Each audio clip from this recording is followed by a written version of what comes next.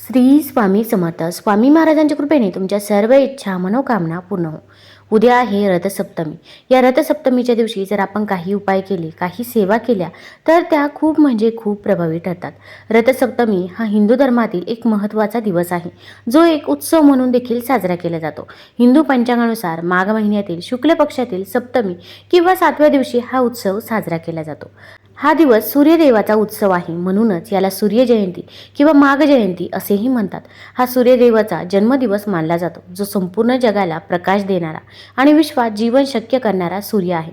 त्याबद्दल कृतज्ञता व्यक्त करण्यासाठी हा दिवस लोक साजरा करतात. रथसप्तमीच्या दिवशी 7 पांढऱ्या घोड्यांनी चालवलेल्या सोनेरी रथावर बसलेल्या सूर्यदेवाची पूजा केली जाते. ही प्रतिमा सूर्याच्या तेजाचे प्रतीक आहे, जी केवळ पृथ्वीपुरती मर्यादित नाही तर स्वर्गात आणि संपूर्ण विश्वात देखील आहे. ब्रह्म, स्कंद, शिव, अग्नी, मत्स्य, नारद आणि भविष्य पुराणात या दिवसाचे महत्त्व सांगितले आहे. माघ महिन्याच्या शुक्ल पक्षाच्या 7व्या तिथीला तीर्थस्नान आणि सूर्य उपासना केल्याने रोग दूर होतात आणि वयही वाढते, असे या पुराणांमध्ये सांगितले आहे. या दिवशी केलेले दान शाश्वत फळ देते. तसेच या दिवशी उपवास केल्याने अपत्य सुख मिळते आणि मनोकामनाही पूर्ण होतात. रथसप्तमीला अंगणामध्ये मातीच्या छोट्या मडक्यात दूध मुद्दाम उतू घातलं जातं. दूध ज्या दिशेला उतू जाईल तिकडे समृद्धी येते असं म्हटलं जातं. एरवी दूध सांडलं उतू गेलं की हळहळणाऱ्या गृहिणी या दिवशी दूध उतू जाऊ देतात. रथसप्तमीच्या दिवशी सूर्यपूजनाबरोबर अग्नीला दूध अर्पण करणे देखील अतिशय शुभ मानले जाते. आता हे दूध जर उत्तर दिशेला उतू गेले तर आपल्या घरामध्ये भरभराटी होते, आपल्या घरामधील आर्थिक टंचाई देखील दूर होत असते अशी मान्यता आहे. आता या दिवशी जर आपण काही उपाय केले, काही सेवा केल्या तर त्या खूप खूप प्रभावी ठरतात. भरपूर वेळा आपल्या आयुष्यामध्ये अनेक अडचणी, अडथळे, संकटे असतात आणि ते काही संपायचं नाव घेत नाही. आता संकट येणारच नाही असं तर होणार नाही, पण आपण संकटाचा वेग मात्र नक्कीच कमी करू शकतो. तसेच आपण मेहनत तर घेत असतो, पण मेहनतीचे देखील आपल्याला पाहिजे तसे फळ हे काही केल्या मिळत नाही.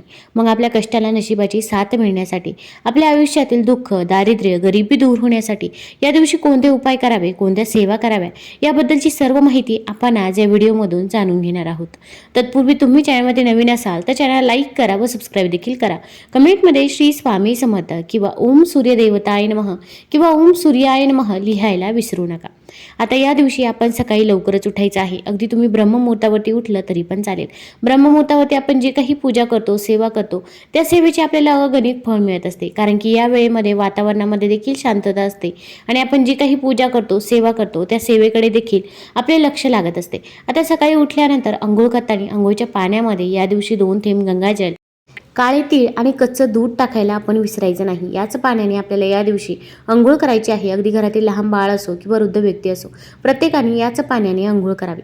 आता या दिवशी आपण उंबरठ्यावरती देखील काही वस्तू अर्पण करायची आहे. तर आपण एक तांब्या भरून पाणी घ्यायचं आहे किंवा अगदी आपल्याकडे सुगड असेल तर ते रात्रीच तुम्ही भरून ठेवू शकता आणि त्यामध्ये 2 थेंब गंगाजल टाकायचं आहे, चिमूटभर हळद टाकायची आहे आणि हे पाणी तुम्ही उठल्या उठल्या सकाळी जर आपल्या मुख्य दरवाजावरती शिंपडलं तर आपल्या घरामध्ये जी काही नकारात्मकता आहे तर ती नकारात्मकता दूर होण्यास मदत होत असते.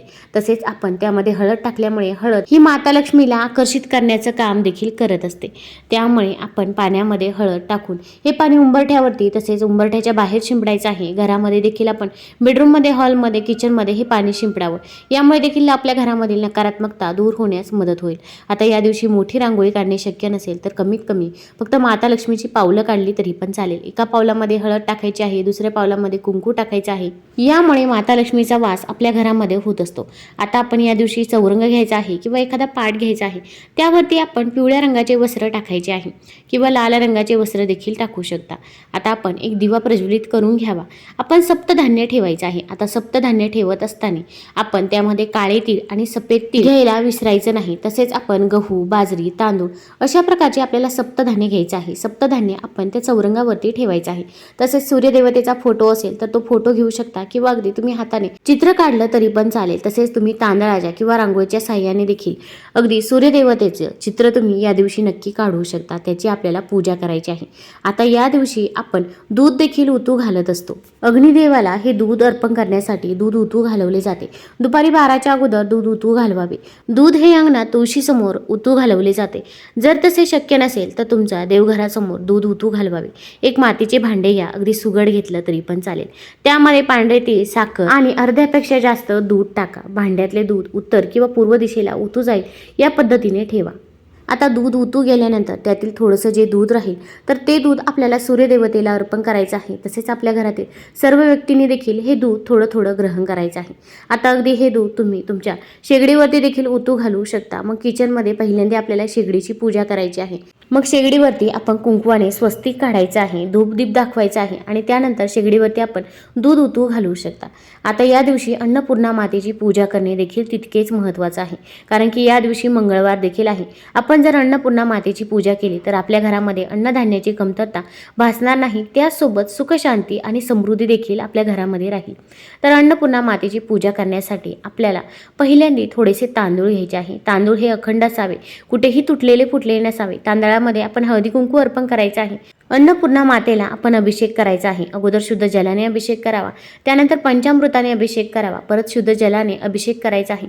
अभिषेक करत असताना आपण ओम अन्नपूर्णे नमः, ओम अन्नपूर्णे नमः या मंत्राचा जप करत राहायचा आहे. अभिषेक करून झाल्यानंतर मूर्ती स्वच्छ पुसून घ्यायची आहे. त्यानंतर अन्नपूर्णा मातेची मूर्ती तुम्ही एखाद्या प्लेटमध्ये ठेवू शकता.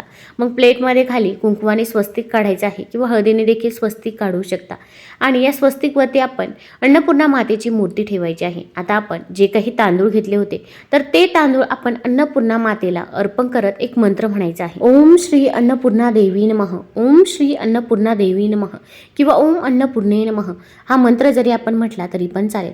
आता आपण हातामध्ये तांदूळ घ्यायचे आहे आणि तांदूळ अर्पण करतच आपण हा मंत्र म्हणायचा आहे. अगदी अन्नपूर्णा मातेच्या खांद्याच्या थोडेसे खाली तांदूळ राहील या पद्धतीने आपण तोपर्यंत तांदूळ हे अर्पण करत राहायचे आहे. मग तुम्ही अगदी खाली ताट ठेवण्याऐवजी एखादी वाटी ठेवली तरी पण चालेल. आता हा उपाय, ही सेवा कोण करू शकतं तर घरातील कोणत्याही व्यक्तीने हा उपाय, ही सेवा केली तरी पण चालेल. ताई, दादा, आजी, आजोबा देखील ही सेवा करू शकता. फक्त सूतक असेल किंवा मासिक धर्म असेल तर या काळामध्ये आपल्याला हा उपाय, ही सेवा करता येणार नाही. आता अगदी अन्नपूर्णा मातेच्या खांद्यापर्यंत तांदूळ आल्यानंतर आपण अन्नपूर्णा मातेकडे आपली जी काही इच्छा आहे, मनोकामना आहे ती मागायची आहे. मग कठीणातली कठीण कोणतीही इच्छा असो. घरामध्ये पैसा येतो पण तो पैसा स्थिर राहत नाही किंवा खूप मेहनत करून देखील आपल्याला कष्टाचे फळ मिळत नाही. जे काही आहे ते मनापासून आणि श्रद्धेने आपण सांगावे. आता यानंतर आपण अन्नपूर्णा मातेला जे काही तांदूळ अर्पण केले होते त्यातील थोडेसे तांदूळ आपल्याला काढून घ्यायचे आहे. थोडे तांदूळ आपण तिथे ठेवायचे आहे. आता जे काही तांदूळ आपण काढणार आहोत ते तांदळाचा आपल्याला घरामध्ये भात बनवायचा आहे किंवा इतर कोणत्याही गोड पदार्थासाठी तुम्ही ते तांदूळ वापरू शकता. पण इतर कुणालाही ते तांदूळ आपल्याकडून दिले जाणार नाही किंवा कुणालाही द्यायचे नाही, याची आपल्याला काळजी घ्यायची आहे. तसेच आपल्या घरामध्ये किचनमध्ये जर अन्नपूर्णा मातेचा फोटो असेल तर तिथे देखील आपल्याला अन्नपूर्णा मातेची पूजा या दिवशी करायची आहे.